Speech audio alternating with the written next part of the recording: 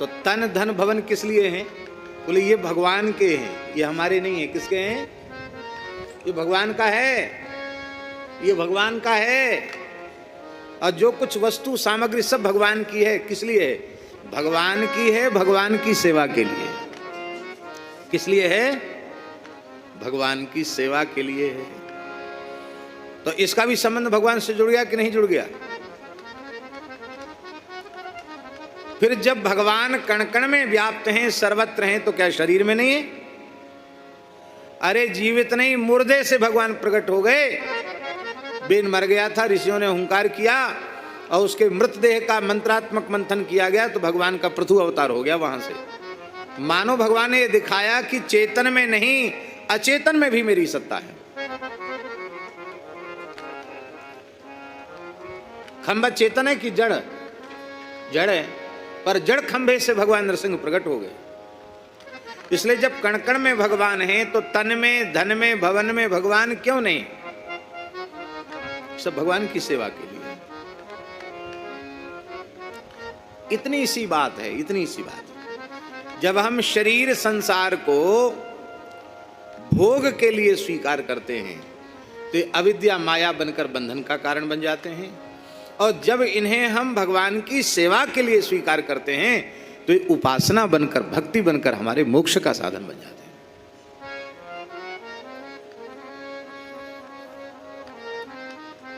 इसलिए श्री वल्लभाचार्य महाप्रभु जी ने अपने सिद्धांत में एक जगह लिखा है, कृष्णार्थम तत्प्रियुंजीतो कृष्णो नर्थस्य मोचकः। वे कह रहे हैं गृहम सर्वात्मना त्याज्या, घर संसार को सर्वथा त्याग दो। अरे बोले हम कैसे त्याग दें? सचेत त्यक्तुम न शक्यते। बोले तो त्यागा नहीं जा सकता। तो वल्लभाचार्य जी महाराज कहते कृष्णार्थम तत्प्रियुंजीतो, वो कृष्ण के लिए कर दो उसको। क्यों? बोले श्री कृष्ण अनर्थस्य मोचकः, श्री कृष्ण सारे अनर्थों से छुड़ाने वाले हैं। कितनी बढ़िया बात।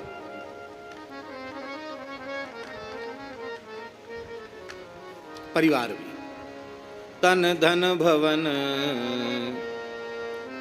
सुहृद परिवारा। तो मूल बात इतनी सी है कि भगवान जिन्हें प्रिय नहीं है और वे तुम्हारे प्रिय परिजन बनते हैं तो उनको लंबी दंडोत कर लो, भैया हमारी तुम्हारी राम राम है गई। यदि आप हमारे राम जी के नहीं तो हमारे किसी काम के नहीं, यदि मेरे राम के नहीं तो फिर मेरे किसी काम के नहीं। ऐसा जब तक नहीं करोगे तब तक बात नहीं बनने वाली। हमारे पूज्य गुरुदेव भक्तमाली जी महाराज कहते थे,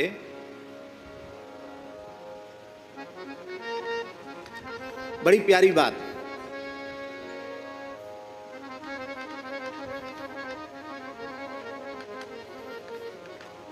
महाराज जी कहते थे, ये काशी के एक विद्वान थे, बहुत अच्छे विद्वान थे और एक प्रकार से ऋषि ही थे, ऐसा पवित्र जीवन था उनका। एक ही पुत्र था उनके, और वो पुत्र भी बहुत संस्कार संपन्न था, तीक्ष्ण बुद्धि वाला था। लेकिन जैसे ही थोड़ा सा सयाना हुआ तो थोड़ा सयाने में चंचलता आ जाती है, और एक दिन उसने प्रमादवश, चंचलतावश संध्या नहीं की। बेदराम इधर बैठ के सो, सामने बैठ के, वहां पीछे इतनी अच्छी जगह में बैठता है जाके, लेकिन हमारी नजर सब जगह घूमती है, और तुम बैठ कर सोओगे तो तुमको खड़ा करके कथा सुननी पड़ेगी, कुछ समझ लेना।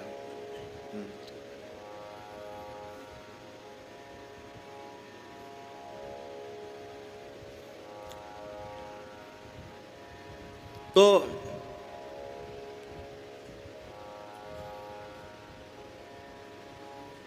सयाना हुआ लड़का, सयाना में 15-16 साल का, और कुछ चंचलतावश, प्रमादवश एक दिन उसने संध्योपासन ही नहीं, प्रातः संध्या भी नहीं, मध्याह्न भी नहीं, शाम की भी नहीं, प्रेम से भोजन किया। संध्या संध्या कुछ नहीं, न जप न संध्या। तो उनके पिता इतने दुखी हो गए कि कुछ कहा तो उन्होंने नहीं,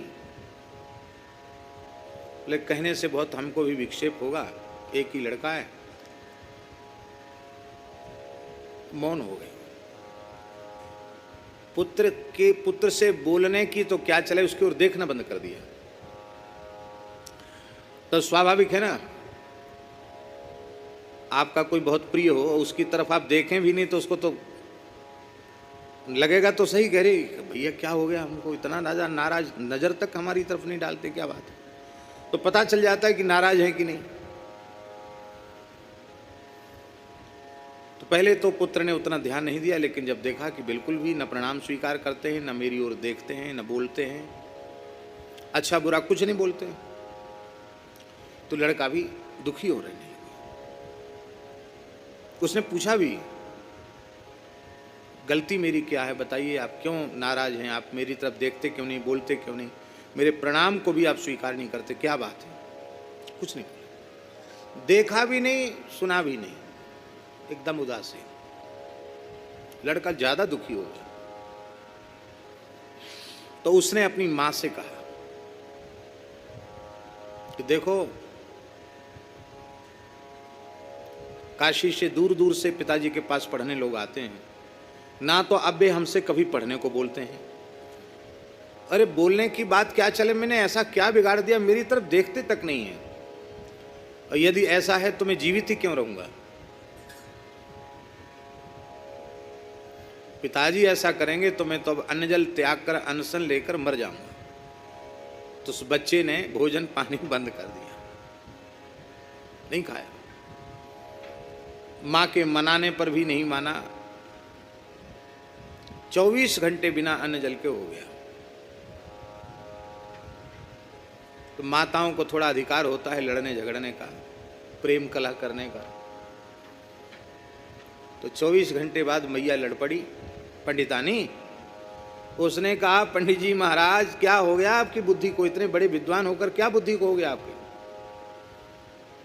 अरे 10-5 होते तो कोई बात नहीं, जैसो है अच्छो बुरो एक ही है। और लोग अपनी संतान से कितना प्रेम करते हैं, ये सुअर कुत्ते गधे घोड़े भी अपनी संतान से प्रेम करते हैं। आप शास्त्रों के प्रकांड पंडित होकर अपने एकमात्र पुत्र से इतना आप नाराज हो गए कि आप उसकी तरफ देखते नहीं, उसकी बात सुनते नहीं।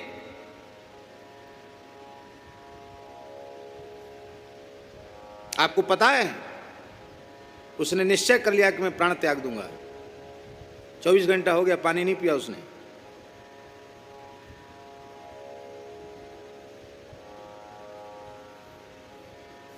पत्नी जब ज्यादा गर्म हुई तो पंडित जी ने अब बोलना शुरू किया। बोले, देखो देवी, तुम मरो चाहे ये मरे, मैं तो उसी से संबंध रख सकता हूं जिसका संबंध धर्म से है। जिसका संबंध धर्म से नहीं, चाहे वह पत्नी हो या पुत्र हो, वह तो शत्रुवत त्याग के योग्य ही है। क्यों? क्योंकि धर्म विमुख पुत्र से संबंध रखने पर हमें नरक जाना पड़ेगा। तो धर्म विमुख अपने संबंधी से संबंध स्वीकार करने पर नरक जाना पड़ता है। इसलिए संतान के पुण्य पाप का प्रभाव होता है। उनके पुण्य से पितर स्वर्ग भी चले जाते हैं, उनके पाप से नरक भी चले जाते हैं। और हमारा संबंध नहीं होगा तो इसके किए हुए का इसी को भोगना पड़ेगा, हमको नहीं भोगना पड़ेगा।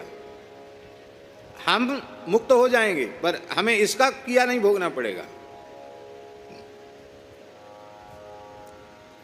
पत्नी ने कहा कि ऐसा कौन सा उसने क्या कर दिया। अच्छा, एक दिन नहीं किया तो बाकी तो रोज करता ही था। क्या कर दो, उसकी माता के भी ध्यान में नहीं था। क्या बात हो गई? तब तो उन्होंने कहा कि ऐसी ऐसी बात है। आज के लगभग 1 महीने पूर्व इसने न प्रातः संध्या की, न मध्याह्न संध्या की, न सायं संध्या की, और प्रेम से भोजन किया, खेलता रहा और मस्त रहा। बस उसी दिन से मेरे मन से यह हट गया कि जब ये धर्म का नहीं तो मेरे किसी प्रयोजन का नहीं। क्योंकि संतान को धर्मपुत्र कहते हैं। क्या कहते हैं? धर्मज। क्या कहते हैं उसको? धर्मज कहते हैं। वो धर्म ही नहीं करा तो काहे का धर्मज?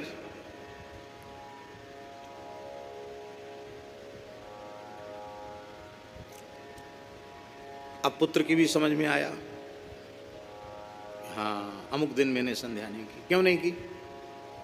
ऐसे। तो ऐसे क्यों? आखिर तेरी संध्या क्यों छूटी? तो उस पुत्र ने कहा कि पिताजी क्षमा करना, कुछ दिन पूर्व आप सवेरे जैसे ही संध्योपासन के लिए बैठना चाहते थे तब तक कुछ लोग आ गए, उनमें आप बातचीत में व्यस्त हो गए। इसके बाद फिर आपने दोपहर में भोजन कर लिया, विद्यार्थियों को पढ़ाने लगे, फिर आप भोजन कर लिया। तो मेरे मन में आया कि कभी फुर्सत हो तो संध्या कर लेनी चाहिए, और नहीं तो कोई बात नहीं, भोजन कर लो, विश्राम कर लो।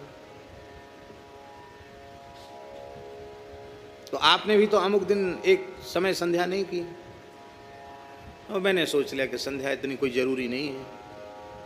तो कहते उनके पिताजी ने प्रायश्चित किया, उनको विस्मृति में हो, माने उनको स्मृति में ये रहा है कि मैंने संध्या कर ली, और वस्तुतः संध्या उनकी छूट गई थी।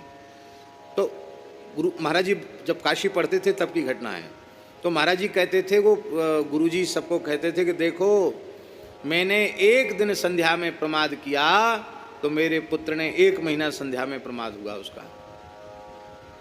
इसलिए छोटों को धर्म के मार्ग पर चलाने के लिए बड़ों को बहुत सावधानी पूर्वक रहना चाहिए, उन्हें अपना नित्य कृत्य त्यागना नहीं चाहिए।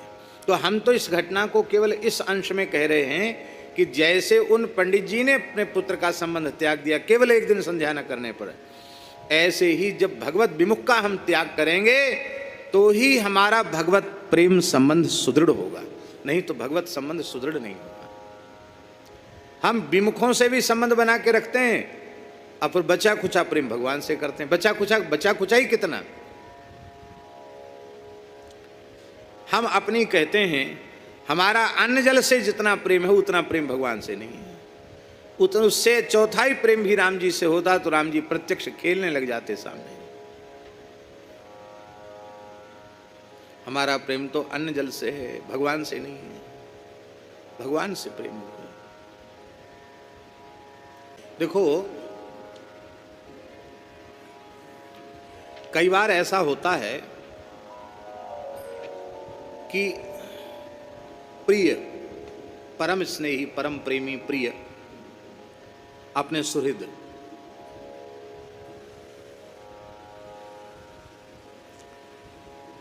स्नेही निर्दोष होने पर तो उनको त्यागेगा ही कोई क्यों। कई बार स्नेही होने के कारण, प्रिय परिजन होने के कारण, सदोष होने पर भी उनका त्याग नहीं कर पाते। समझे मेरी बात? आपके अपने ही परिवार में आपका पुत्र या आपकी पुत्री या आपका भाई ठीक नहीं है, आदत, व्यवहार, आचरण, बोलचाल उसका सब खराब है, उसका आप त्याग कर सकते हैं उसका? बोलो, हैं? नहीं होता ना।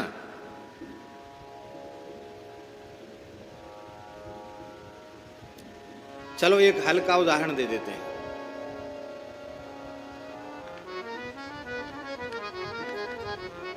पुरुष जानता है कि ये मेरी पत्नी पतिव्रता नहीं है, वो जानता है, उसकी कमी उसको समझ में आ गई, पकड़ ली उसने उसकी कमी, और जानता है पतिव्रता नहीं है। त्याग कर पाएगा? बोलो, क्यों नहीं करेगा त्याग? इसलिए त्याग नहीं करेगा कि अभी थोड़ी सी इज्जत बची हुई है, और ये तो है हमारे पास रहती जरूर, पर हमको तो चाहती नहीं, मानती नहीं, जहाँ मानती तो किसी दूसरे को है, 1 मिनट में वहाँ चली जाएगी। तो अभी तो इतनी कट रही है यहाँ, ये टोन कट रही है नाक की, और ये भग जाएगी ना तो यहाँ से कटेगी हमारी, समझेगा कि नहीं समझेगा? कलंक लग जाएगा, ऐसा उसको लगेगा अपने मन में कि मैं कलंकित हो जाऊंगा, कलंक लग जाएगा। भाई आपकी पत्नी, आपका पुत्र, आपकी पुत्री, आपका भाई, उसको आपने निकाल दिया घर से, अरे बेकार है तू जा यहां से, अब वो भटकेगा और अधिक नीचे गिरेगा, बदनामी किसकी होगी? लो, शेठ जी तो गाड़ी में चढ़े डोल रहे हैं, सिठानी देखो क्या हालत है बेचारी की, है? तन पे नहीं लत्ता, जा पहुंचे कलकत्ता।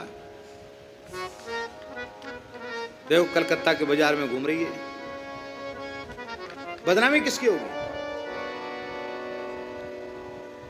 इसलिए अपने प्रिय परिजनों को के दोषयुक्त होने पर भी व्यक्ति उनका त्याग नहीं कर पाता है, ये कमजोरी है।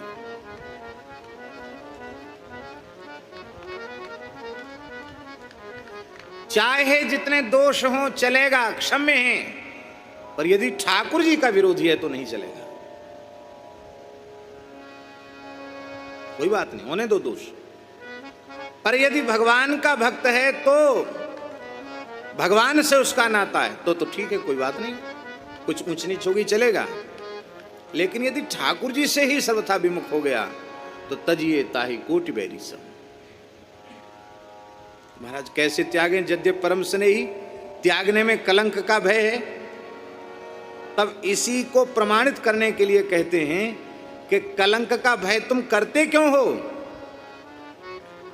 तुम्हारा अनहोता त्याग नहीं होगा। इसके पहले भी बड़े बड़े महापुरुष त्याग कर चुके हैं और उनकी कीर्ति कहीं से कहीं तक भी कलंकित नहीं हुई। अब तक उनकी कीर्ति कौमुदी सारे संसार में जगमगा रही है।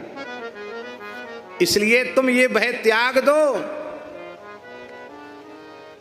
कि इनके त्याग से हमारी अपकीर्ति हो जाएगी।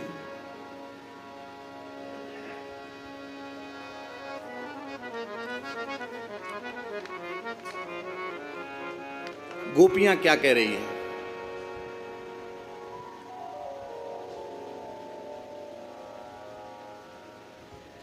जय दंडोत प्रणाम।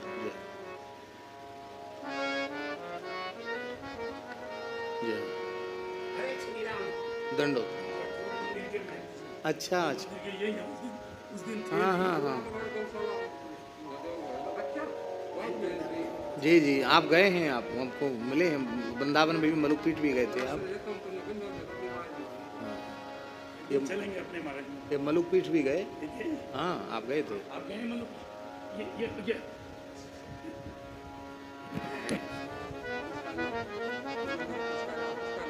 ठीक, अपने मंदिर चलेंगे महाराज। हाँ चलेंगे, हाँ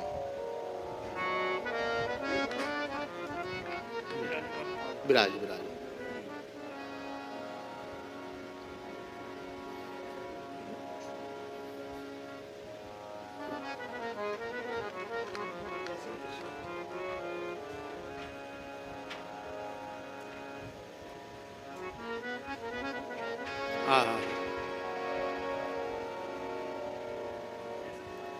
यदि तुम अपने मन में यह आशंका करो कि हम अपने प्रिय परिजनों का त्याग करेंगे तो संसार में हमारी बड़ी निंदा होगी, बड़ी अपकीर्ति होगी, कलंक लगेगा, बोले ये भय त्याग दो। क्यों? क्योंकि जिन्होंने भगवत विमुखता के कारण अपने प्रिय परिजनों का त्याग किया, उनमें से एक भी कोई कलंकित हुआ हो तो बताओ। आज तक उनकी कीर्ति सारे संसार में जगमगा रही है। इसलिए जीवन का सूत्र बना लो, जो हमारे राम का नहीं वह हमारे किसी काम का नहीं। हमारे राम जी से संबंध है तो हमारा है, और ठाकुर जी से रिश्ता नहीं है तो जाओ भैया जाओ।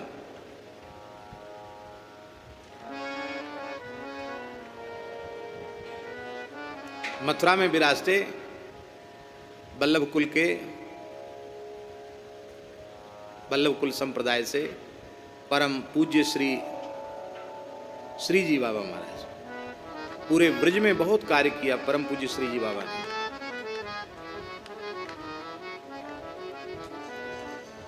ये ब्रज में जो पुराने स्थलों के जीर्णोद्धार का सबसे पहले काम शुरू करने वाले यदि कोई हैं संत ब्रज में, वो श्री जी बाबा महाराज।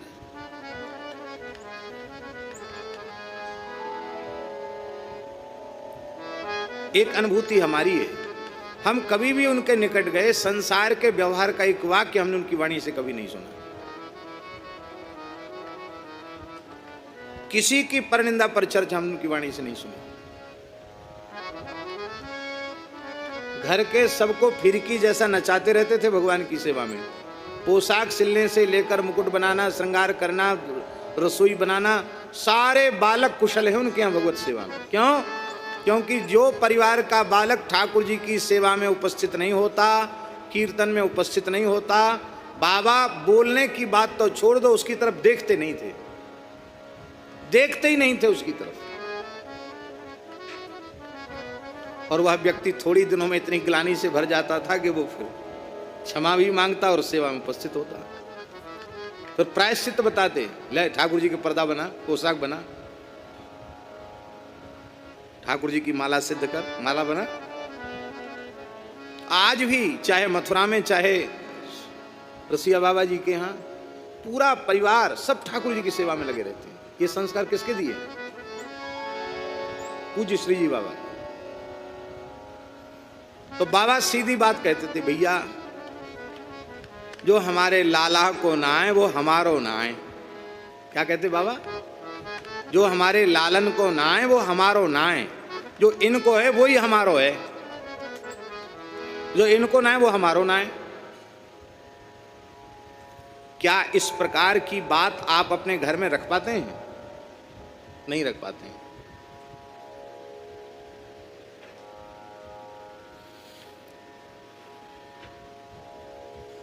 परम श्रद्धेय स्वामी श्री राम सुखदास जी महाराज, उनके यहाँ तमाम साधक रहते थे। हमारे ऊपर भी उनकी बहुत कृपा थी, बड़ा वात्सल्य था, बहुत कृपा थी। और वहाँ रहने वाले सब संत भी बड़ा स्नेह करते थे, आज भी करते हैं। तो सबकी प्रकृति अलग अलग तो होती ही है, कुछ न कुछ, और सब में गुण दोष भी सब में होते ही हैं। और कलयुग तो है ही है, उसको तो कोई मिटेगा नहीं। जे तक हरि के धाम तह काम क्रोध क्रीड़ा करें, भगवत या कलिकाल में रसिक संत कैसे तरें। सब जगह कलयुग है, सब जगह काम क्रोध है। तो साधक से किसी से कोई अपराध बनता, गलती बनती, और लोग कहते भगाओ उसको यहाँ से, नहीं रे मत रहने दो उसको यहाँ। तो स्वामी जी के पास आते कि स्वामी जी उसको भगाओ, आपकी आज्ञा हो उसको निकाल दें। तो स्वामी जी पूछते थे क्या गलती हुई? ये गलती हुई उससे। अच्छा गलती हुई, ये बात। सवेरे प्रार्थना में आता है, सत्संग में आता है, प्रार्थना में तो आता है सवेरे, सत्संग में भी आता है, प्रार्थना में भी आता है, पूरा बैठता, बोले हाँ बैठता है। 100 खून माफ हैं। क्या कहते? क्या कहते? इसका मुहावरा है 100 खून माफ है का मतलब गलती करे क्षमा है, निकालने की हम नहीं कह सकते। अब स्वामी जी नहीं कहें तो कौन निकाले उसको? फिर चाहे जहां उनके गीता प्रेस का परिकर हो, चाहे कोई नहीं निकाल पाएगा। स्वामी जी नहीं कर रहे, मना कर रहे हैं, तो कौन निकालेगा? स्वामी जी कहते नहीं, सब माफ है, मत निकालो। क्यों? क्योंकि भले ही इसमें दोष हैं, पर ये सत्संग में बैठता है, ये बहुत अच्छी बात है, ये गुण है, ये कभी न कभी सुधर जाएगा, इसके सुधरने की संभावना है। पर जो कथा में ही नहीं बैठे, कीर्तन में ही नहीं बैठे, सत्संग में ही नहीं बैठे, बोले उसको भगवान नहीं सुधार सकते, मैं क्या सुधारूंगा। स्वामी जी कहते थे जो सत्संग में नहीं आता वो हमारा नहीं, उसको भगा दो। कहो भाई सत्संग में क्यों नहीं आए? बोले नहीं आए, एक दिन की कोई बात गलती क्षमा है, दूसरे दिन नहीं, तुरंत भगाओ उसको। चाहे जितना अच्छा आदमी भगा दो उसको, और चाहे जितना खराब हो, सत्संग में आता तो रहने दो उसको। क्यों? सत्संग से ही खराबी मिटेगी। ऐसे ही हमको जीवन में अपनाना पड़ेगा। यदि धर्म का नहीं, श्री राम का नहीं, श्री कृष्ण का नहीं, कथा कीर्तन सत्संग का यह व्यक्ति नहीं है तो तजिए ताहि कोटि वैरी सम यद्यपि परम संगी। 10-11 साल की उम्र तक पढ़ने लिखने का काम ही नहीं। मथुरा गए, वहां गर्ग जी ने जनेऊ कराया, फिर पढ़ने चले गए। भले यहाँ तो पढ़े लिखे नहीं। तो पढ़े, चक्र जी का भाव, पढ़े लिखे लोग हिसाब किताब जानते हैं। हमारे ठाकुर जी पढ़े लिखे नहीं, हिसाब किताब नहीं जानते हैं। उनको गणित नहीं आता कि जोड़ भागी गुणा भाग हटाओ घटाओ घटाओ, ये सब चीज़ उनको नहीं आती है। वो तो एक ही चीज़ जानते हैं, पूरा का पूरा अपने आप को हमको दे दो और हमको पूरा का पूरा ले लो। इसलिए इतने अंश में इधर इधर भी हम प्रेम बना के रखें, ठाकुर जी से भी प्रेम बना के रखें, संभव नहीं। पूरी तरह एक तरफ से दूसरी तरफ जाना होगा।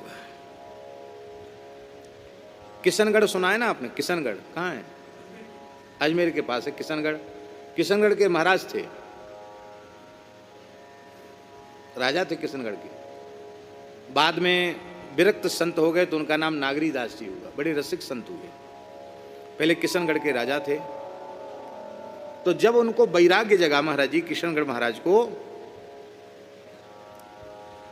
तो मन में सोचने लगे कि यदि मैं कहूँगा तो लोग मुझे निकलने नहीं देंगे, तो बिना कहे किसी को वो किशनगढ़ छोड़ करके वृंदावन की ओर चल पड़े पैदल। जहाँ तक घोड़े से गए वहाँ तक घोड़े से गए, फिर घोड़ा थक गया, घोड़ा छोड़ दिया, पैदल हो गए। इतनी दूर चले गए कि जल्दी लोग पकड़ नहीं पाए, अपने राज्य की सीमा के बाहर चले गए। अब थक तो गई थे, शरीर तो शरीर का धर्म है। तो सवेरे का समय था, तो रोड पे खड़े थे। भैया छोड़ तो दिए ही है, लेकिन अब वहाँ क्या होता है कैसे, तो थोड़ी सी दुविधा हो रही थी। अच्छा किया कि नहीं किया, क्या करें। अरे भजन तो वहाँ भी हो रहा था, सत्संग भी हो रहा था, साधु महात्मा भी आते थे, भगवान की सेवा भी होती ही थी। कहीं ऐसा ना हो कि यहाँ के न रहे, न यहाँ के रहे, न वहाँ के रहे। ऐसे सोच रहे थे खड़े खड़े। तो एक सफाई करने वाली माता, सफाई कर्मचारी परिवार की माता, जमादारिन, वो झाड़ू लगाते भाई आई और क्या बोली, बीच में मत खड़े रहो, एक तरफ हो जाओ। क्या कहा उसने?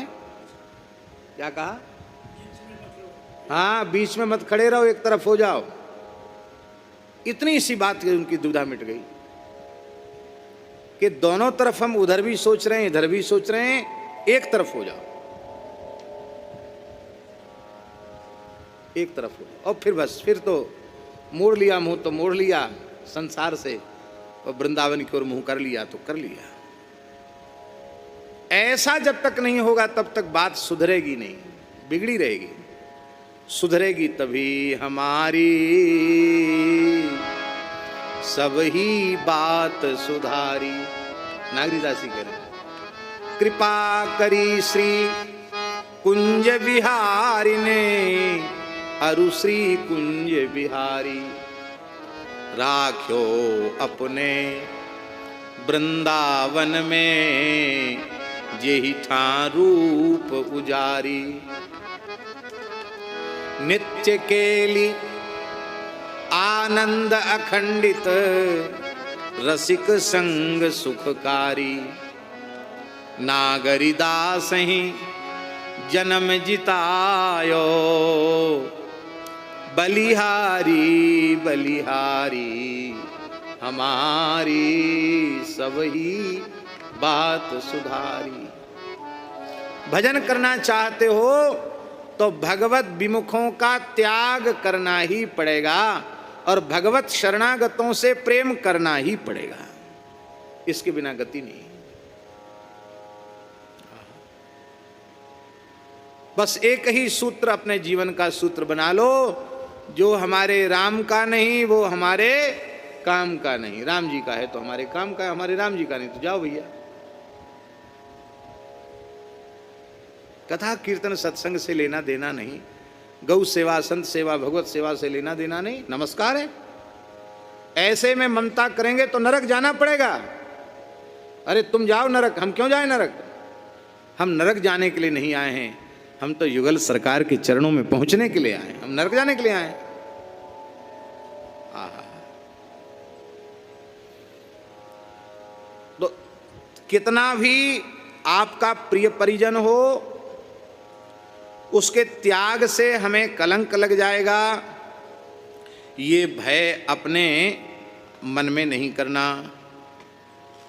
क्यों? जिन्होंने त्याग किया है उनके स्मरण से भयमुद मंगलकारी, उनके स्मरण करने वालों को मोद माने आनंद हो जाता है, उनके अमंगल की निवृत्ति हो जाती है। तो तुम्हारे भी सारे अमंगल समाप्त हो जाएंगे। इसलिए तुम अपने मन में बिल्कुल भी शंका मत करो, संदेह मत करो। किसी को भी मानो, किसी से भी संबंध मानो तो भगवान के नाते से मानो। भगवान से नाता नहीं है तो हमारा कोई नाता नहीं। पिता की बड़ी भारी महिमा है महाराज जी। मातृदेवो भव, पितृदेवो भव, आचार्य देवो भव, अतिथि देवो भव, भगवान वेद की आज्ञा है। पिता को देवता मानना, परमात्मा का स्वरूप मानना, पिता की सेवा करना, पिता की आज्ञा का पालन करना, ये धर्म है, सामान्य धर्म है। और भगवान की भक्ति करना ये सामान्य धर्म नहीं, ये विशेष धर्म। इसलिए पिता यदि भगवत विरोधी हो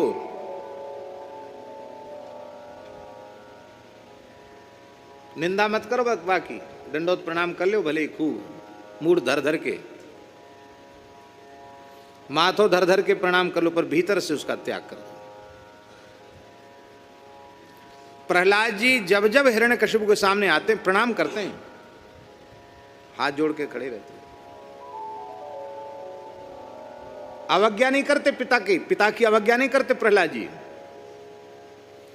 झगड़ा किस बात का है? झगड़ा इस बात का है, वो कहता है हिरण्यकशिपु कि केवल मुझे ही परमात्मा मानो, मेरे अतिरिक्त किसी दूसरे को परमात्मा मत मानो। और प्रहलाद जी कहते हम आपको ही क्यों माने, हम तो सारे जगत को ही परमात्मा का स्वरूप मानते हैं, हम तो परमात्मा की सत्ता सर्वत्र मानते हैं, आप अकेले भगवान तो नहीं हो सकते। नहीं मैं भगवान हूँ, बताओ कौन सी कसर है हमें?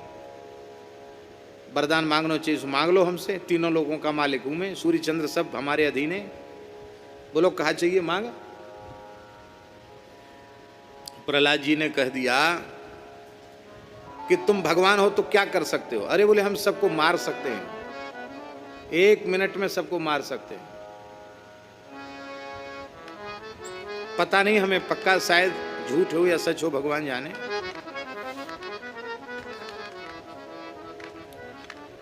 कहते हैं कि जो अमेरिका वगैरह देश है ना, इनके पास कोई ऐसे बटन है कि वो जब चाहें तब उनको दबा दें तो वो अमुक अमुक देश एटम बम से, रासायनिक बमों से नष्ट हो जाएंगे, ऐसा हमने सुना है। अब सच्ची है कि गलत है भगवान जाने। बटन दबा दे तो वो देश खत्म हो जाएगा। भगवान नहीं है, एक देश के देश को खत्म कर सकते हैं। हिरण्यकशिपु ने कहा कि हम तीनों लोगों को मसल सकते हैं, चुटकी में मार सकते हैं सबको। प्रहलाद जी को वाह, अच्छा एक बात बताओ, आप तीनों लोगों को मार सकते हो और मारने के बाद जिला सकते हो कि नहीं? तो मार तो सके तो जिंदा कर सके, जिंदा तो नहीं कर सकते। तो तुम भगवान झूठे हो, तुम भगवान नहीं हो। जो त्रिभुवन सक मारी जियाई, वो परमात्मा है जो तीनों लोगों को मार भी सकता है, दूसरे ही क्षण जीवित भी कर सकता है। तो मार तो सकते हो, जीवित नहीं कर सकते।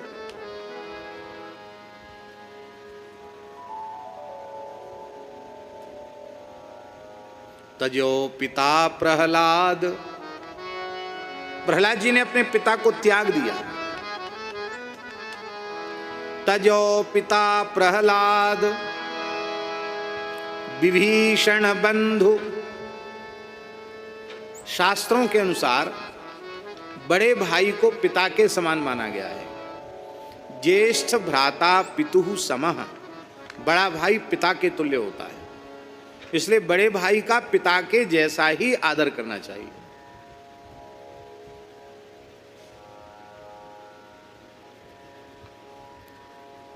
और विभीषण रावण का आदर पिता के जैसा ही करते हैं। जब विभीषण ने रावण को समझाया और रावण ने समझाने पर माना नहीं, अपितु उसको अपमानित किया विभीषण को और लात मारी,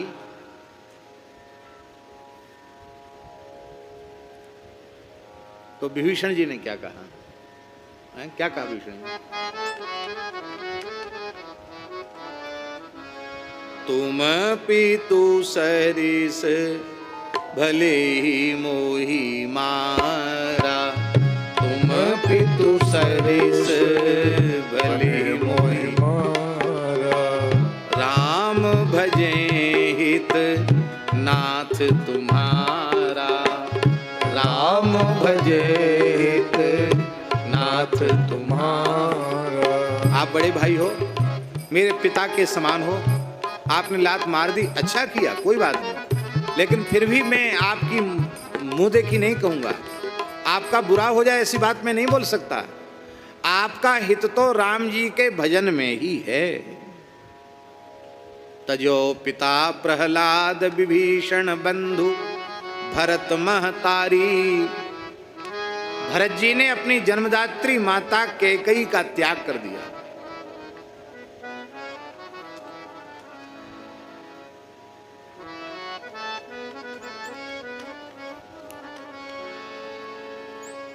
राम जी भी बहुत आशंकित थे, इसलिए वाल्मीकि रामायण में स्पष्ट है, वाल्मीकि रामायण में लिखा है कि जब भरत जी चित्रकूट से जाने लगे तो राम जी ने भरत जी से कहा, भरत मेरी तुम्हें एक विशेष आज्ञा है, कैकेयी में दोष मत देखना और मां रोषं कुरुताम प्रति, कैकेयी के प्रति रोष मत करना।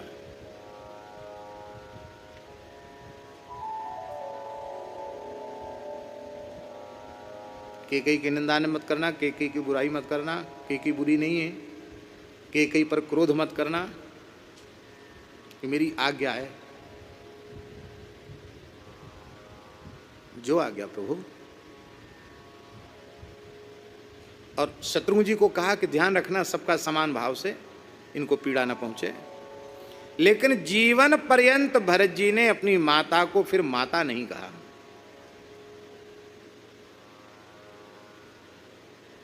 महारानी कैकेयी कहते। क्या कहते? महारानी कैकेयी, माता नहीं कहा। आप सोचो कैकेयी के हृदय पर क्या बीतती होगी कि मेरा एकमात्र पुत्र मुझसे मां नहीं कहता है। सम्मान तो मेरा करता है पर प्रेम सौहार्द बिल्कुल नहीं मेरे प्रति। क्यों? क्योंकि तुम्हारे कारण श्री सीताराम जी यहां से चले गए। यदि तुम सीताराम जी की नहीं तो मेरी भी कुछ नहीं। अच्छा, अब एक बात प्रसंगवश हम बोल रहे हैं। भरत जी ने कहा कैकेयी में दोष मत देखना, कैकेयी का दोष नहीं है। तुलसीदास जी महाराज ने तो यहां तक कह दिया कि जिन्होंने साधु सभा का सेवन नहीं किया है वे ही जड़मती कैकेयी को दोष देते हैं। जिन साधु सभा नहीं सही वे ही कैकेयी को, वे ही जड़मती कैकेयी को दोष देते हैं।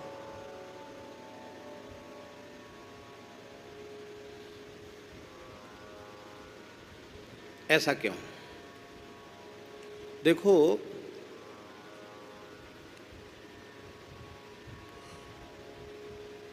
भरत जी की जो श्रेष्ठता है ना भैया जी,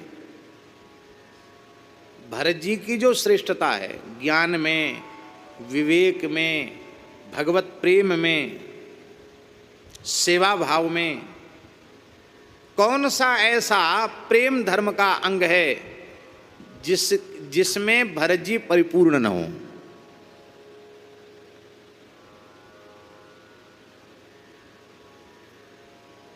इतने महिमा मंडित हो गए भरत, इतने महिमा मंडित हो गए भरत कि विदेहराज जनक जी, जिनके यहाँ बड़े बड़े ब्रह्मर्षि तत्व ज्ञान लेने जाते हैं, वो जनक जी महाराज कह रहे हैं, क्या कह रहे हैं? भरत महामही माँ सुनु रानी, जानहि राम न सकहीं बखानी। भरत महामहिमा सुनु रानी, जानहि राम न सकहीं बखानी। राम परब्रह्म परमात्मा है, इसलिए सर्वज्ञ होने के नाते जानते तो हैं, पर भरत जी की महिमा वर्णन करने में समर्थ राम जी भी नहीं है, क्योंकि भरत जी की महिमा की कोई इयत्ता नहीं है, कोई सीमा नहीं है, असीम महिमा है भरत जी की। तो ऐसे असंख्य कल्याणकारी गुण गणों के समुद्र भरत जी जिससे उत्पन्न हुए हैं, वो माता कैकेयी खराब कैसे हो सकती है? ध्यान में आई बात। भरत जी इतने अच्छे हैं तो इससे प्रमाणित होता है कि इतने अच्छे भरत जी हैं तो उनको जनने वाली कैकेयी कितनी अच्छी होगी। इसलिए कैकेयी के द्वारा जो कुछ घटा वो सब भगवान की इच्छा से घटा, कैकेयी का उसमें दोष नहीं है। महान प्रेम है कैकेयी का। हमने कई बार कैकेयी के संबंध में भी कुछ विचार व्यक्त किए हैं। तजो पिता प्रहलाद विभीषण बंधु भरत महतारी, बलि गुरु तजो। बलि ने गुरु जी को छोड़ दिया। अरे राम राम, बताओ, गुरु जी को छोड़ दिया? गुरु जी को तो नहीं छोड़ना चाहिए।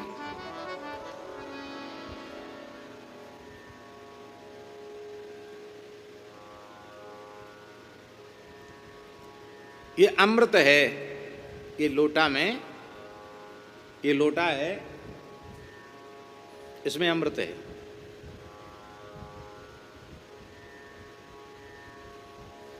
पी जाओ इसको। बोले पी जाएंगे। हम ये और कह दें पी तो जाओगे,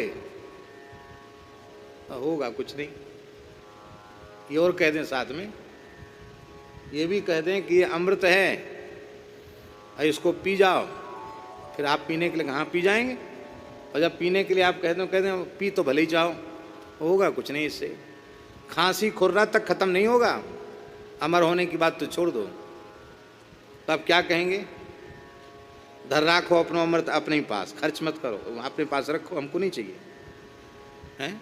अरे अमृत की महिमा इसलिए है कि सुधा सराही अमरता। यदि अमृतत्व देता है तो अमृत की महिमा है, और अमृतत्व नहीं मिलता है अमृत से, तो अमृत की क्या महिमा है?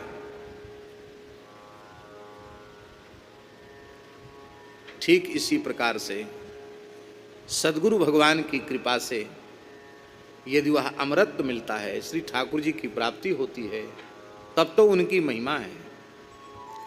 और उनके द्वारा ही हम विमुख हो जाएं भगवान से, तो वह तो वैसा अमृत हो गया जिसको पीने से आदमी मर जाए। अमर तो हो ही नहीं, मर और जाए। तो ऐसे अमृत को लेकर क्या करेंगे? बलि गुरु तजो। हमारे यहाँ भक्तमाल में महाराज जी ने टिप्पणी में लिखा है, गुरुदेव भगवान ने, गुरु की परिभाषा, गुरु वही जो हरि ही मिलावे, गुरु वही जो हरि ही मिलावे, गुरु वही जो विपिन बसावे, गुरु वही जो विपिन बसावे, गुरु वही जो संत सिवावे, गुरु वही जो संत सिवावे, इन करनी बिन गुरु ना कहावे।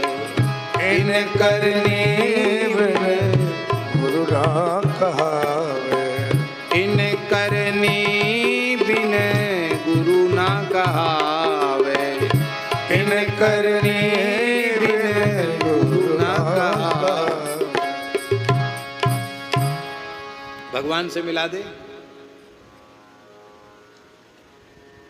गुरु वही जो हरि ही मिलावे, और गुरु वही जो विपिन बसावे, विपिन में वृंदा विपिन में बसा दे, ब्रज में बसा दे। और गुरु वही जो संत सेवावे, गौओं की, संतों की, ब्राह्मणों की सेवा में लगा दे, वो गुरु। और तीनों में से एक भी काम ना करे तो इन करने बिन गुरु ना कहा।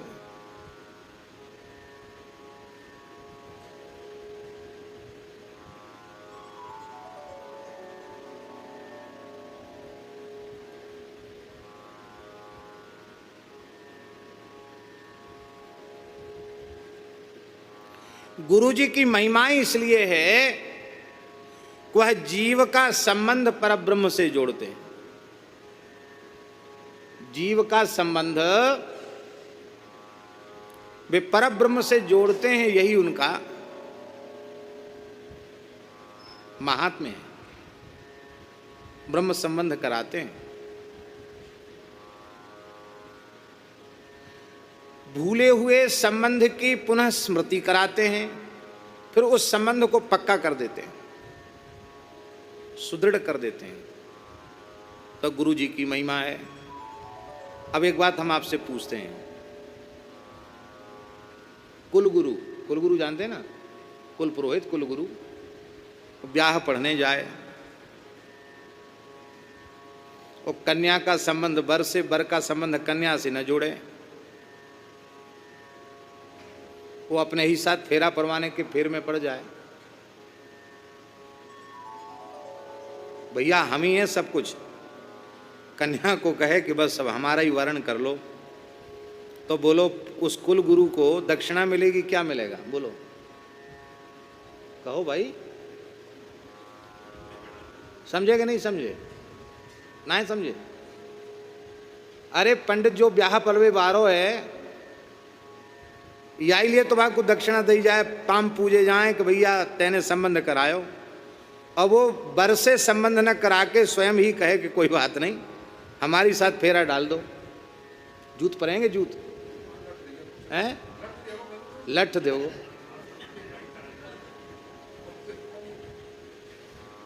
ये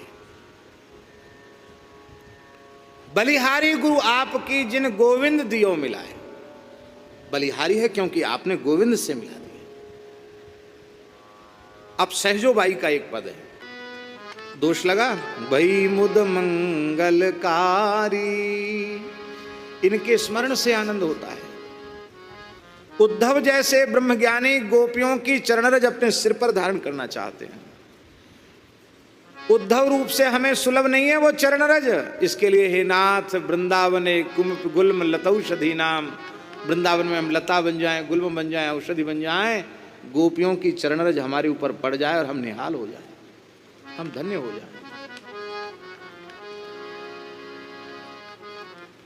इसलिए नाते नेह राम के मनियत, सुहृद सुसेव्य जहां लो, अंजन कहा आंख जेहि फूटे, बहु तक कहे कहूं कहाँ लो। अंजन की महिमा आंख को सुंदर बनाता है। अंजन आंख को रोग मुक्त बनाता है अंजन। और अब तो लोगों को उतना ज्ञान नहीं है, नहीं तो महाराज ऐसे ऐसे सिद्ध अंजन के आंख में आंज लो तो सब दिखने लग जाए, पाताल तक को दिखने लग जाए नीचे। यथा सुवंजन अंजिदृग, तुलसीदास जी कहते हैं, साधक सिद्ध सुजान, कौतुक देखत शैल बन, भूतल भूरि निधान। ये भी अंजन है।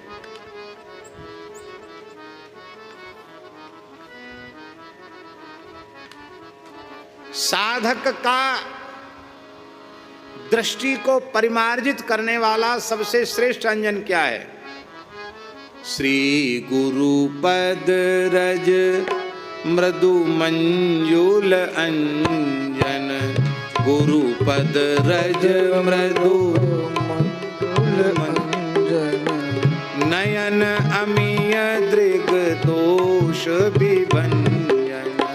नयन अमीय दृग दोष विभंजन। नेत्र के लिए अमृत के जैसा है, दृष्टि के दोष को समाप्त करने वाला है, दृष्टि के दोष को सर्वथा मिटा देने वाला है।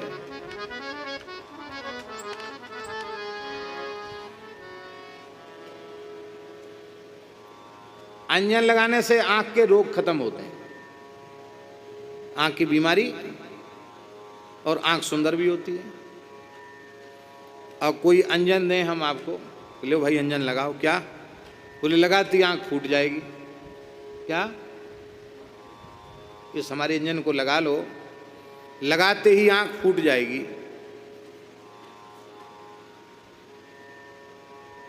फूट जाएगी तो क्या फायदा हो जाए? अरे पर क्या फायदा ही फायदा है, न रहेगी बांस न बजेगी, न रहेगा बांस न बजेगी बांसुरी।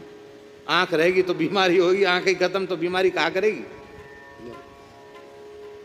तब भैया अंजन तो इसलिए होता है कि आंख की बीमारी खत्म, आंख ही फूट जाए तो अंजन का क्या काम? हमारे जीवन में माता पिता सुहृद सगे संबंधी गुरु इसलिए हैं कि हमको भगवान की ओर ले जाएं।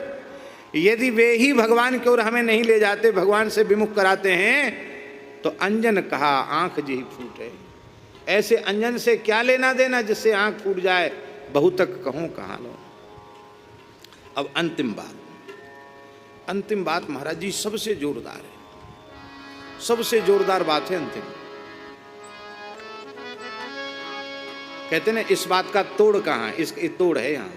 क्या बोले? तुलसी सोई अपनोई सकल विधि, पूज्य प्राण हुते प्यारो। वो अपना है, सब प्रकार से अपना है, सब विधि से हमारा पूज्य है, और प्राणों से भी अधिक प्यारा है, प्राणों से अधिक प्रिय है। कौन? जाते हो ये सने राम पद, जाके प्रिय न राम वेदे, जाके प्रिय न राम वेदे। अब एक बात बताओ, ऐसा कौन है अपना, सब प्रकार से अपना, प्राणों से भी अधिक प्यारा और पूज्य, जिससे हमारा प्रेम भगवान से हो जाए, ठाकुर जी से हो जाए? ऐसा कौन है? कौन है ऐसा? ऐसे हैं संत, हरि भक्त। अब देखो, अब उन्हें चाहे गुरु कह लो, चाहे संत कह लो, चाहे रसिक कह लो, चाहे साधु कह लो, चाहे महात्मा कह लो, चाहे मुक्तात्मा कह लो, आपकी अपनी भाषा है। भक्त कह लो,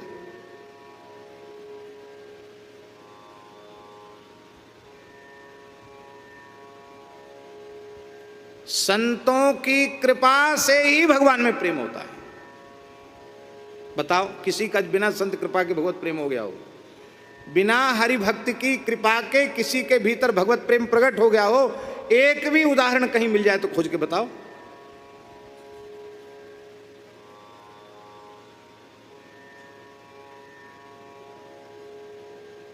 केवल और केवल संत कृपा, साधु कृपा। और भक्त जो है ना,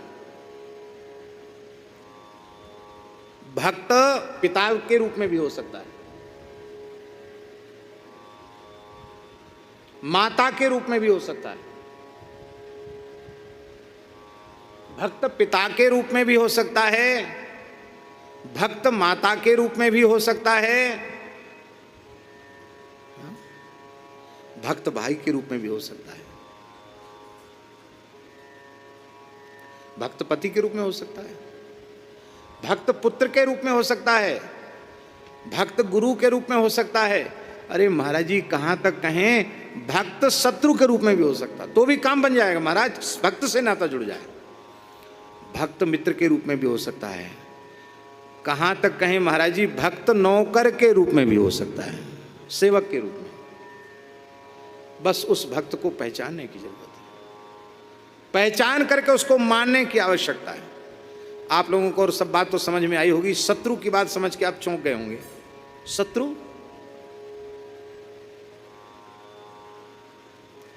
मीरा जी के चचेरे भाई थे।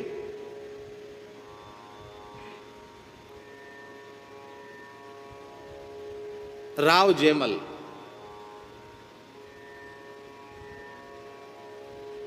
जोधपुर के राजा हुए और मेड़ता के तो थे ही, बड़े प्रतापी हुए श्री जयमल जी महाराज।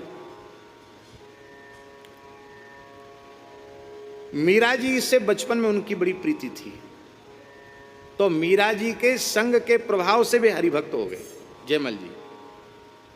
और महाराज जी ऐसे हरिभक्त हुए कि जब उनके हाथ में शासन सत्ता आई मेड़ता की, मेवाड़ की, तो महाराज जी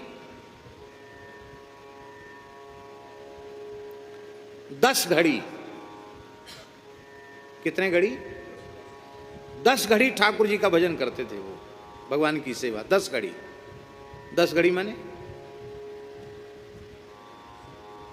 10 घड़ी का मतलब कितना घंटा हुआ है? हाँ, नहीं, 48 मिनट का तो मुहूर्त होता है, 24 मिनट की एक घड़ी होती है। हाँ, तो हाँ, ये आप तो ज्योतिष जानते हैं, फिर आपको कैसे घटी पल में भूल रहे हैं? हाँ जी जी, 4 घंटा। भैया हम तो 4 घंटा नहीं बैठते हैं, और बैठने को चाहे जितना बैठ जाए वो बैठना नहीं।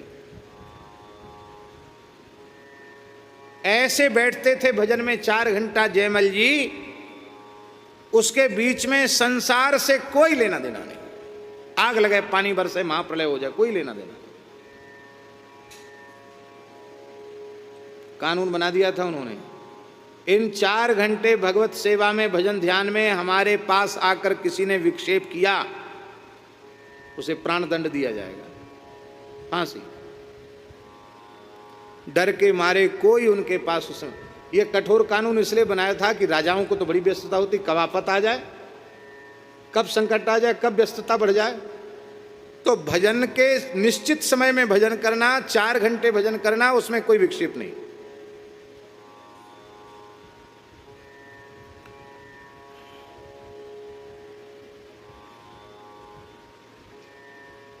कुड़की, कुड़की है मेड़ता के पास ही। कुड़की का एक राजा था, वो भाई बंद ही लगता था इनका कुटुंब में, वो राजा था रियासत का। महाराज वो जयमल जी से द्वेष रखता था,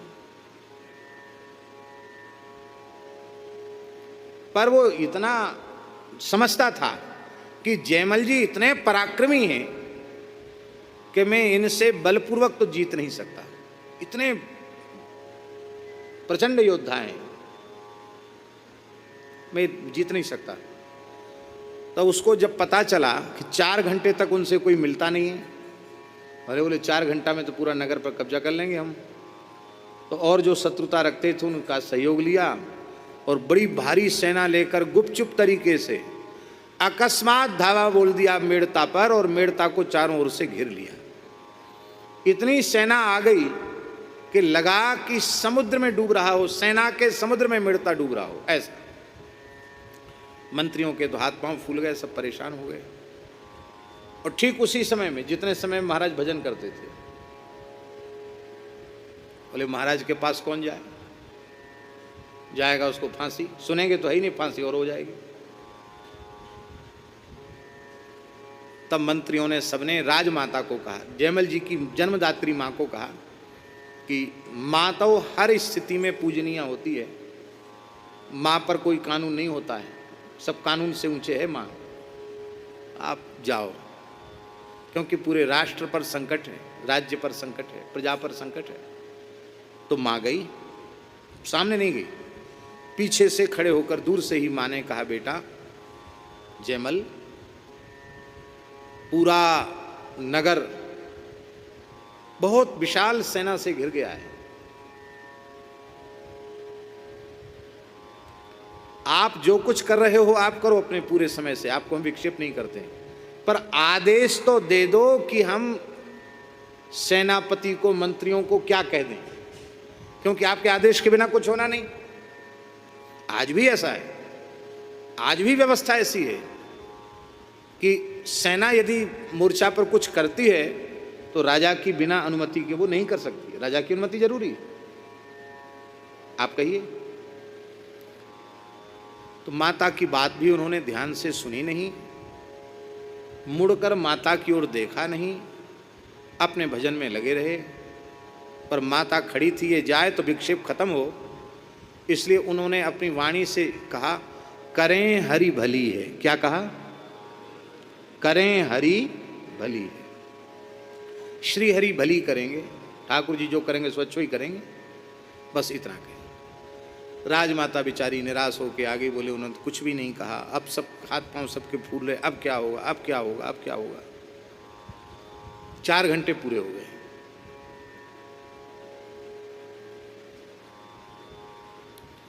और महाराज जयमल, आज भी मिड़ता में वो मंदिर है जहाँ ठाकुर जी की, जहाँ बैठ करके वो भजन करते थे, आज भी वो जगह है, हम दर्शन करके आए। जिस खंभे के पास बैठकर भजन करते थे वो खंभा आज तक है। उठ के आए, सबने घेर लिया, बोले सेना तैयार? बोले हाँ तैयार है सेना। तो चलो घोड़ा, हम चलते हैं युद्ध के लिए। तो अस्तबल में जैसे ही पहुंचे तो महाराजा जयमल का जो शाही घोड़ा था,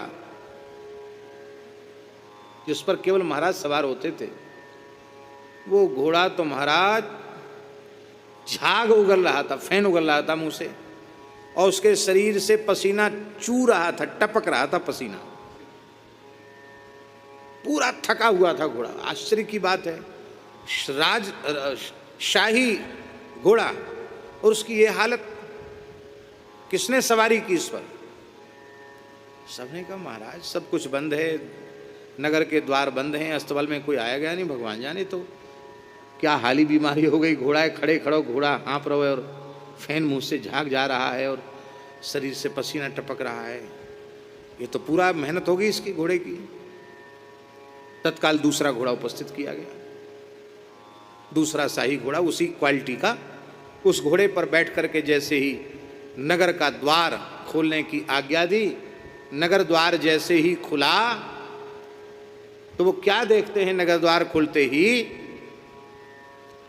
कि शत्रु की सारी सेना पड़ी है मैदान में, मूर्छित, घायल। और जो वो शत्रु राजा था ना, भाई लगता था, वो भी महाराज छटपटा रहा है, वो भी बहुत जगह जगह से घायल हो रखा है। ये बहुत बड़े आश्चर्य की घटना थी। हमारी सेना बाहर निकली नहीं, लड़ाई हुई ही नहीं, वो सबके सब एकदम युद्ध भूमि में सोए हुए हैं, सब छटपटा रहे हैं, ये हुआ क्या? आश्चर्यजनक घटना है। तो जयमल जी उस शत्रु के पास गए, शत्रु के पास जयमल जी गए। ये सब लीलाओं के रूप में दिखाने योग्य चरित्र हैं, बहुत प्यारे चरित्र हैं, ये बड़े प्रेरक चरित्र हैं। तो शत्रु के पास जैसे ही जयमल जी पहुंचे तो उन्होंने क्या देखा, वो शत्रु बुरी तरह से घायल है, छटपटा रहा है। तो जयमल जी ने कहा, अरे हमने तो युद्ध किया ही नहीं, हमारी सेना आई ही नहीं, पर तेरी ये दशा कैसे हो रही है? किसने तेरी ये दशा कर दी? तो उस शत्रु राजा ने कहा, उसने कहा महाराज जयमल जी, आपके यहाँ एक सांवला सिपाही है, 16 साल की सी अवस्था है उसकी, नेक नेक रेख आई है, बहुत सुंदर है, इतने बड़े बड़े नेत्र हैं, कमल दल के समान विशाल नेत्र, और क्रोध तो उसमें है ही नहीं। इतना पराक्रम दिखाकर भी हंस रहा था, मुस्कुरा रहा था, वो कान तक धनुष की डोरी खींच खींच कर बाण वर्षा कर रहा था। उसने अपने तीखे बाणों से घायल करके हम सबकी ये दशा की है। पर जयमल जी तीखे बाणों से तो कम घायल किया है, अपनी तिरछी चितवन और मंद मुस्कान से अधिक घायल कर दिया है। हम तो मर गए होते, पर हम जीवित हैं केवल एक आशा में, उस सांवले सिपाही का एक बार दर्शन करा दो। इतना सुनते ही जयमल जी को प्रेमावेश हो गया, हुंकार कर उठे, विचार करने लगे कि मुझे ठाकुर जी की झलक नहीं मिली, पर ये कितना भाग्यशाली है, साक्षात ठाकुर जी की झलक मिल गई। जयमल जी चरणों में पड़ गए, भैया तू बड़ा भाग्यशाली। क्यों? बोले वो सिपाही नहीं, वो तो मेरे इष्ट देव आराध्य प्रभु थे। साक्षात रघुनाथ जी थे। अब तो वो रोने लगा कि हाय हाय, एक हम जो ऐसे भक्त से लड़ने चले आए और एक ये ऐसे भक्त के ठाकुर जी इनके लिए युद्ध करने चले। अभी भी भैया जी किले में वो जगह है जहां से ठाकुर जी ने घोड़ा कुदाया था, किले के ऊपर से घोड़े ने छलांग लगा दी। ठाकुर जी आसमान में उड़ा दें घोड़ा को, उनके लिए क्या है। आज भी वो जगह है मिड़ता में, हम दर्शन करके आए।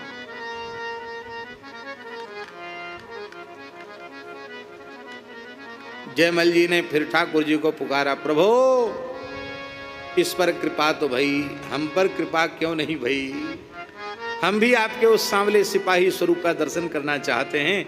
ठाकुर जी ने पुनः प्रकट होकर उसी झांकी में दर्शन दे दिया। जैसे वो है ना दामा जी की लीला में देखा, उसी तरह की ये लीला। हाँ, क्या कहें, अद्भुत। ठाकुर जी से पूछा जयमल जी ने कि हमें नहीं मिले, इसको क्यों मिल गए? इसका साधन तो कुछ नहीं है, बिना साधन के आपके दर्शन इसको नहीं, इसकी पूरी सेना को दर्शन हो गए। कैसे हो गए ये बताओ। ठाकुर जी ने बड़ा प्यारा उत्तर दिया। ठाकुर जी ने कहा कि तुम तो मेरा चिंतन कर रहे थे, पर ये तुम्हारा चिंतन कर रहा था। ध्यान में ही बात, तुम तो मेरा चिंतन कर रहे थे, पर ये तुम्हारा चिंतन कर रहा था। तो भक्त का चिंतन इतना महत्वपूर्ण है, शत्रु भाव से भी भक्त का चिंतन करे तो भी कल्याण हो जाए। भक्त से संबंध जुड़ जाए।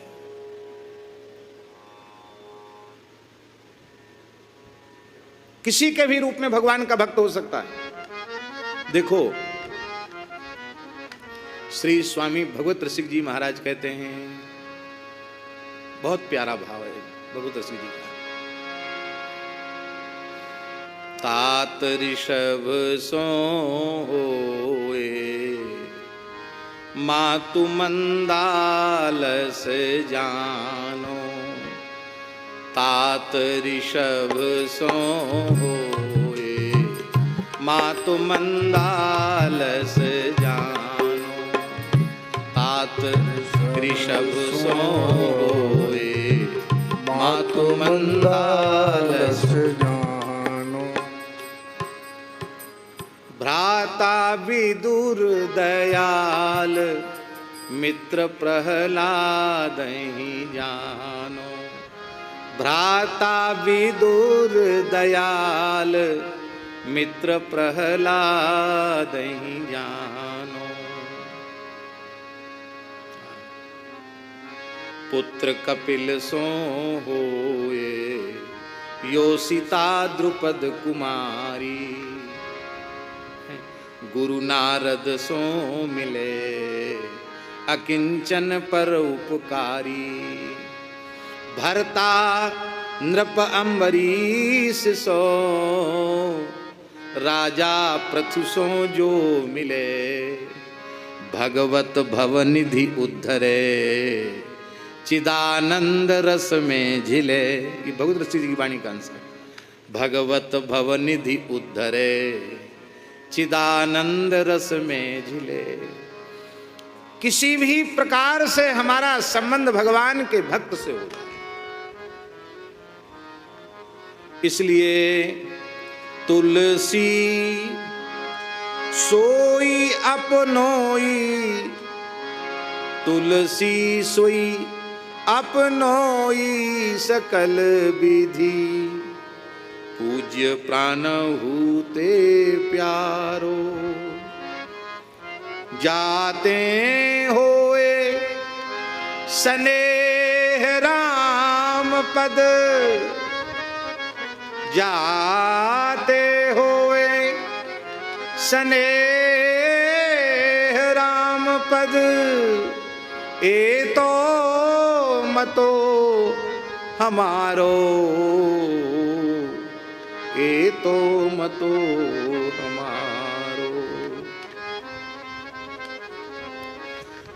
पिता हो तो ऋषभ देव जी के जैसा। ऋषभ देव जी ने अपने सब पुत्रों को भजन की आज्ञा दी। नायम देहो देह भाजाम त्रिलोके, कष्टान कामान अर्हते बिडभुजाम ये, तपो दिव्यम पुत्र कायेन सत्वम, शुद्धेद्यस्मात् ब्रह्म सौख्यम त्वनंतम। पूरा अध्याय का अध्याय पढ़ने योग्य है, लेकिन इतना ही एक श्लोक बोल करके विराम करेंगे। भगवान ऋषभ देव ने अपने पुत्रों को बुलाकर पूछा, मेरे प्यारे पुत्रों, तुमको यह शरीर किस लिए मिला है? पुत्रों ने कहा, संसार का सुख भोगने के लिए। क्या कहा? संसार का सुख भोगने के लिए शरीर मिला है। ऋषभ देव भगवान ने कहा, जिन भोगों का बड़े श्रम पूर्वक, यत्न पूर्वक, कष्ट पूर्वक तुम संग्रह करके भोगते हो, वो भी उतना ही भोगते हो जितना प्रारब्ध में है। उन्हीं भोगों को सुअर, कुत्ते आदि जो विष्ठा खाने वाले हैं, वे उन्हीं भोगों को बिना परिश्रम के प्राप्त करते हैं और मनुष्य की अपेक्षा अधिक से अधिक, प्रचुर से प्रचुर मात्रा में भोगते हैं। तो जो पदार्थ, जो भोग सुअर, कुत्ते, गधे आदि को सुलभ हैं, उन्हीं विषय सुख को भोगने के लिए मनुष्य का जन्म मिले, तब तो मनुष्य जन्म बेकार, फिर तो सुअर, कुत्ता, गधा, घोड़ा ज्यादा अच्छा है। तमाम ऐसी कन्याएं मिल जाएंगी जो 30-30, 35-35 साल की हो गई, ब्याह नहीं हो रहा है। कोई सुअरिया ऐसी नहीं मिलेगी जो बड़ी उम्र की हो जाए, उसके बच्चे ना हो, ब्याह ना हो। कोई सुअर मिलेगो? कोई गधा मिलेगो? भैया मिडिल पास हो तो हो जाती। मिडिल का तो प्राइमरी भी पास नहीं, गधा तो गधा है। न नौकरी, न चाकरी, न धंधा, न 1 बीघा खेत, न ब्याह की समस्या, न बच्चों की समस्या, और पे परिवार नियोजन है। सूर्या पे परिवार नियोजन भी नहीं है। एक बार में कितने होते? 12 होते हैं। क्यों हैं? ले 12 हो, और कम से कम 12 बार तो बच्चे देती होगी, हैं? हाँ, साल में तो कम 10-12 बार तो देती होगी। कितने बच्चे देती है बताओ? इसको कमी नहीं है तो क्या अर्थ हुआ? बोले इसलिए नहीं। कष्टान कामान अर्हते बिडभुजाम ये। अब सब पुत्र चुप हो गए। बोले फिर पिताजी बताओ किस लिए मिला शरीर? बोले तपो दिव्यम पुत्र का ये न सत्वम। हे मेरे प्यारे पुत्रों, ये शरीर दिव्य तप का अनुष्ठान करने के लिए मिला है, भजन करने के लिए मिला है। क्या होगा उससे? शुद्धेद्य समात। भजन से, तपस्या से अंतःकरण की शुद्धि होगी। बोले अंतःकरण शुद्ध हो जाएगा तो क्या मिलेगा? ब्रह्म सौख्यम त्वनंतम। विषय सुख नहीं है, वो तो दुख है, पर ये ब्रह्म सुख कैसा ब्रह्म सुख? अनंतम, जिसकी कोई सीमा नहीं। ऐसा अनंत ब्रह्मानंद मिलेगा, इसी के लिए ये शरीर मिला है। यहां तप नहीं है, क्या है? दिव्य तप। तप और दिव्य तप में अंतर है। तप में और दिव्य तप में अंतर है। जब हम भोगों का त्याग करते हैं और भोगों के त्याग में जो क्लेश का अनुभव होता है वो तप है। और जब हम भोगों का त्याग नहीं करते, भोग छूट जाते हैं अपने आप, वो होता है दिव्य तप। ये दिव्य तप की बात है। तपो दिव्यम, ये दिव्य तप क्या है? इतना कथा सुनो, इतना कीर्तन करो, इतनी सेवा करो, इतना नाम जप करो, इतनी गौ माता की सेवा करो कि शरीर संसार से पूर्ण वैराग्य हो जाए और भगवान के चरणों में अनुराग हो जाए। बोले अनुराग होगा तब क्या होगा? बोले अनुराग होगा तो प्रभु मिल जाएंगे। महाराज जी वह धृतराष्ट्र जिन्होंने विदुर जी की बात कभी नहीं मानी, एक बार तो विदुर जी को निकाल दिया था धृतराष्ट्र ने। दुर्योधन ने तो पीछे पहले धृतराष्ट्र निकाल दिया था, जाओ कोई जरूरत नहीं, हम तुम्हारा त्याग करते हैं, चले जाओ यहां से। हमारे पुत्रों को फूटी आंख नहीं तुम देखना चाहते हो? जब देखो तो पांडवों का पक्ष है, तो चले जाओ पांडवों के पास, हमें तुम्हारी कोई आवश्यकता नहीं, निकल जाओ यहां से, हम तुम्हारा त्याग करते हैं। विदुर जी यहीं आए थे कामवन में। कहाँ आए? यहीं कामवन में आए विदुर जी। ये सब क्षेत्र पांडवों का क्षेत्र है, ये सब कामवन है। यहाँ पहाड़ के पल्ली तरफ ही तो भीमसेन का कुआं वगैरह सब इधर ही तो है।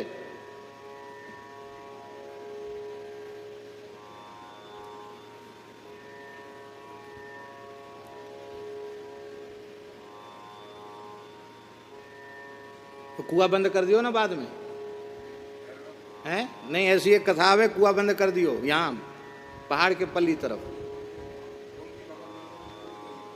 हाँ, कुआं बंद कर दियो। वो भीमसेन ने खोदा था कुआं, तो कोई महात्मा को प्यास लगी थी। महात्मा ने कहा पनिहारिन थे, कमंडल लेके बड़ा जल लिया। अरे बाबा हम अपनो जल भरेंगे तो जल पिमा में। महात्मा सिद्ध थे, नाराज हो गए, बोले इस कुएं का जो जल पिएगा उसके बच्चा हो जाएगा।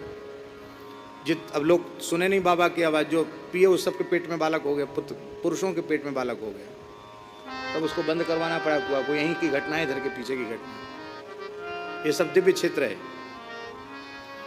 हजारों सिद्ध महात्मा भी इस क्षेत्र में हैं, हजारों, हमें दिखते नहीं है पर हजारों महात्माएं इस क्षेत्र में अभी भी। ये पूरे क्षेत्र सिद्ध संतों से भरा हुआ है। जिस पर कृपा करना चाहें उसको अपनी अनुभूति करा सकते हैं।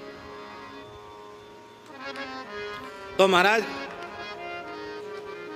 कामवन में आ गए विदुर जी, और युधिष्ठिर ने बहुत आदर किया, प्रणाम किया। बोले चाचा जी आपने बड़ी कृपा की। विदुर जी ने रोते हुए कहा कि मेरा अब वहाँ आदर नहीं है, मुझे महाराज ने त्याग दिया है, निकाल दिया है, अब मैं आपके साथ ही रहना चाहता हूँ। युधिष्ठिर ने कहा यह मेरा सौभाग्य होगा, आपका संरक्षण मुझे मिले, लेकिन मेरी जन्मदात्री माता कुंती आपके आश्रय से वहीं है, मैंने आपके पास उनको रख छोड़ा है। दूसरे वो सब के सब अधर्मी हैं, महाराज अंधे हैं, वो कुछ देखते नहीं हैं, और ये के सब अधर्मी हैं। भीष्म पितामह निरपेक्ष हैं, उन्हें कुछ लेना देना नहीं है। अब राजा को सही न्याय की बात कहने वाला आपके अलावा है कौन? इसलिए चाचा जी मेरी प्रार्थना है, पूरे राष्ट्र का, पूरे कुरुकुल का हित समझते हुए आप फिर से वहां चले जाएं। विदुर जी फिर चले गए, और धृतराष्ट्र रो रहा था कि मैंने विदुर को निकाल दिया। विदुर जी आए तो धृतराष्ट्र ने कहा कोई बात नहीं, रहो मेरे पास। फिर भरी सभा में दुर्योधन ने कहा था विदुर जी से, कएन मत्रोपजुहाव जिह्मम दास्या सुतम यद बलनैव पुष्टा। इस कुटिल नीच दासी पुत्र को यहाँ किसने बुलाया? ये हमारी जूठन खा के पला है और हमारे शत्रुओं का पक्ष लेता है। ये तो प्राण दंड के लायक है, लेकिन चलो कोई बात नहीं, हमारे बाप का भाई है, इस नाते से छोड़ दो इसको, पर यहाँ रहने लायक नहीं है। निर्वास्यता मासु पुरा छोसाना, धक्के देके निकालो उसको यहाँ से, कान पकड़ के निकाल दो इसको यहाँ से। ऐसा अपमान जिसका हुआ हो भरी सभा में, वो तो कहेगा मरे तो बहुत अच्छो भयो मर गए। लेकिन ऐसे विदुर जी जिनका ऐसा तिरस्कार हुआ, वे विदुर जी महाभारत युद्ध के बाद भी आए, धृतराष्ट्र को उपदेश दिया, कहा अरे भाई जीवन तो बिगड़ गया तुम्हारा, अंतिम तो सुधर लो, अंत बनी सो बनी, अंत में तो बना लो। चलो मैं अंधा हूँ, कहाँ जाऊँगा, क्या करूँगा, मेरी पत्नी गांधारी ने भी पट्टी बांध रखी है, हम दोनों ही अंधे अंधी जैसे हैं, कहाँ जाएंगे। विदुर जी ने कहा आप जन्मांध हैं, माता गांधारी ने पट्टी बांध रखी है, पर मैं तो आंख वाला हूं। आप मेरे कंधे पर हाथ रखो, मेरे पीछे चलो। एक संदेश दिया विदुर जी ने, तुम अंधे हो चिंता मत करो, पर किसी आंख वाले के पीछे चलो। वो आंख वाला जो है उसी को गुरु कहते हैं, पीछे चलो। और महाराज जी 3 दिन में कल्याण हो गया धृतराष्ट्र का, समाधि लगाकर धृतराष्ट्र ने प्राण त्यागे, सदगति हो गई, नहीं तो सदगति होने वाली थी उसकी। ये भैया हो तो विदुर के जैसा हो, मित्र हो तो प्रहलाद जी के जैसा हो। सब अपने मित्रों को हरिभक्त बना दिया है। कौमार आचरेत प्राज्ञो धर्मान भागवतानि हो, दुर्लभम मानुषम जन्म तदप्य ध्रुवमर्थदम। बचपन से ही भजन में लगना चाहिए, प्रहलाद जी के उपदेश है, सबको अपने जैसा बना दिया। और भ्राता विदुर दयाल मित्र प्रहलाद ही जानो, भरतान्द्रप अंबरी। और क्या आगे कहा था, पुत्र कपिल सो होए। पुत्र कपिल सो, पुत्र हो तो कपिल देव जी के जैसा हो। माता देवती को कितना सुंदर भक्ति का उपदेश किया, पिता को भी उपदेश किया। पुत्र कपिल सो होए यो सीता द्रुपद दुलारी, पत्नी हो तो द्रौपदी के जैसी हो। दुर्वासा जी इसी कामवन में आ गए 10,000 चेलों को लेके, और युधिष्ठिर ने न्योता दे दिया। और जब पूछा द्रौपदी को, बोले हमने बटलोई तो धो मांज के रख दी। बोले फिर इनको न्योतो कैसे होएगा, 10,000 महात्मा कैसे जीवेंगे। बोले भी तो आप जानो। बोले जाने क्या, भीमसेन लाओ लकड़ी लाओ, सूखी लकड़ी। क्या ऋषि के सांप से जलने की अपेक्षा जिंदे जल जाएं सो अच्छा है। तब द्रौपदी ने कहा श्री कृष्ण कहूं गए हैं, श्री कृष्ण कहीं चले गए क्या। युधिष्ठिर के नेत्र भराए, हम धन्य हैं जो तुम्हारी जैसी भक्ता पत्नी हमें मिली। अरे श्री कृष्ण कहीं गए तो नहीं हैं, पर हम में उतना प्रेम नहीं है जो हमारी पुकार सुन के वे आ जाएं। तुम्हारे भीतर प्रेम है, तुम पुकारो। द्रौपदी ने पुकारा, ठाकुर जी आ गए। कृष्णा भाभी जल्दी ला, भूख लग रही है। क्यों? बोले हम तो भोजन की थाली पे बैठे थे, आचमन कर चुके थे, ग्रास उठाने ही वाले थे, तब तक तुम्हारी पुकार सुनाई पड़ी तो द्वारका से दौड़े चले आए। भोजन करा, थारी की भूख बड़ी जोरदार होए, सही नहीं जाए थारी की सी भूख। बोले लो हम तो भोजन कराने के लिए तुमको बुलाए कि जिमाने के लिए बुलाया। 10,000 बैठे हैं ब्राह्मणों ऋषियों के साथ। दुर्वासा जी बोले पहले हमें तो जिमाओ, पहले सबको जिमावेंगे। कहा प्रभु बटलोई में कुछ नहीं। अरे बटलोई तो लाओ। बटलोई जैसे ही आई महाराज जी, उसके कनाट पर एक साग का पत्ता चिपका हुआ था, उसको उन्होंने छुड़ाया और जैसे ही खा करके जल पिया, बोले सारे विश्वात्मा इससे तृप्त हो जाए। सबका पेट भर गया महाराज, सबका पेट भर गया। दुर्वासा जी की हालत चेलों के सहित ऐसी हो गई कि महाराज ऐसे हो गए, यहां तक भर गया सब। कहते हैं कोई चौबे जी ज्यादा गुलाब जामुन खा लिए तो लोग उनको लाद के खटिया पे वैद्य के यहाँ ले गए। हमारे मर जाएंगे बेचारे, इनको कुछ दो।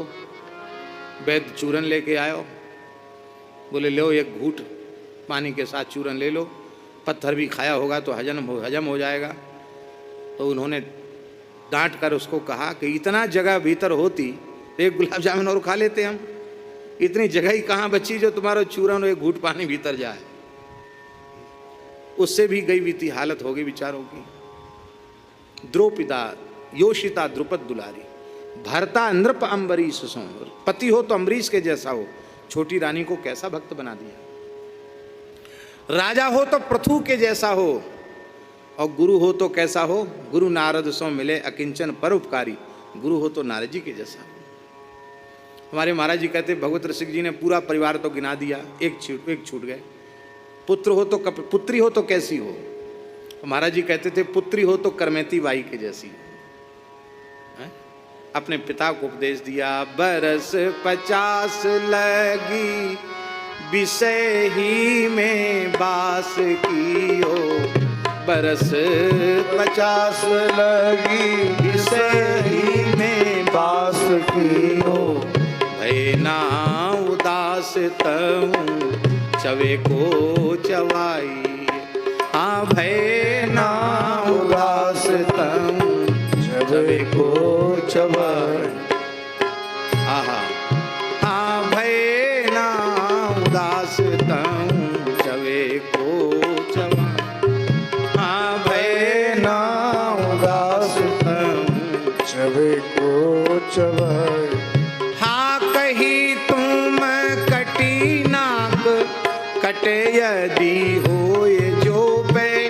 कही तुम कटी नाक कटे यदि होए जो पे।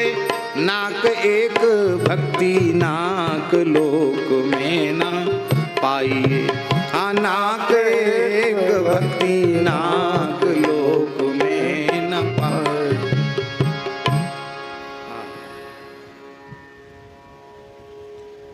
और नौकर हो तो कैसा हो?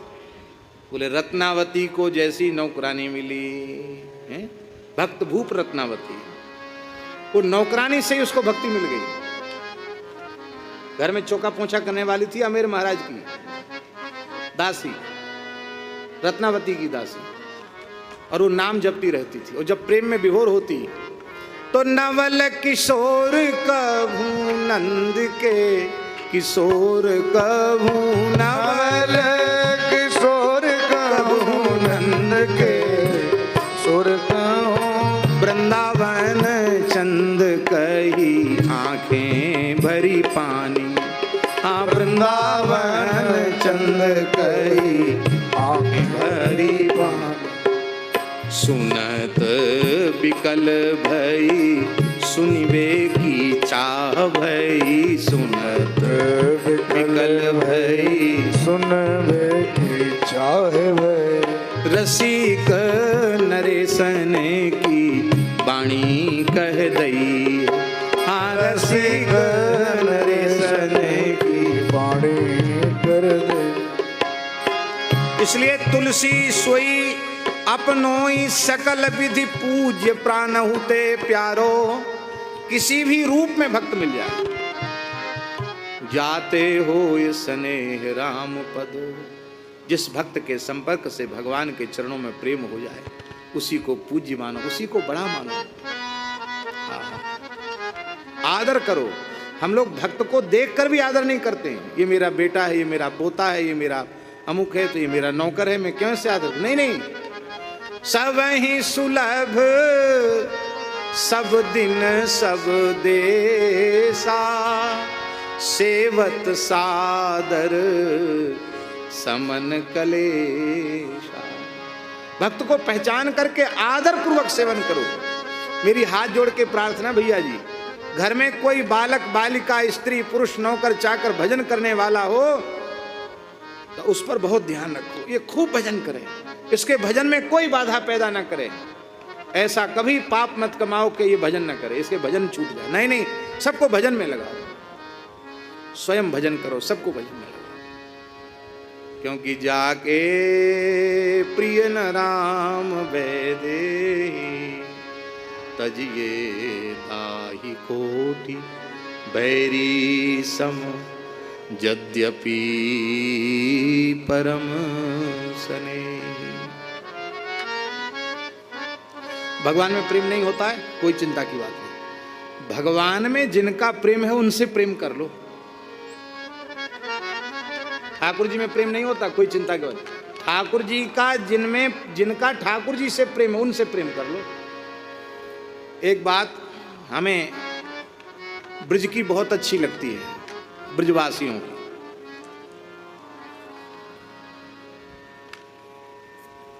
इनका संतों से प्रेम बहुत है, बहुत भारी प्रेम संतों से। और संतों की परख बहुत है ब्रजवासियों में, परख बहुत है ब्रजवासियों में। जैसा तैसा साधु नहीं चलता है। भजन करने वाला हो कैसो ही हो महाराज, ब्रजवासी आत्मा अपनी, लोग कहते ना आत्मा तो निकाल के नहीं धरी जा सके, पर आत्मा निकाल के धरी जा सकते, तो आत्मा निकाल के धर दे महाराज। इसलिए स्वामी भगवत रसिक जी ने भक्त नामावली में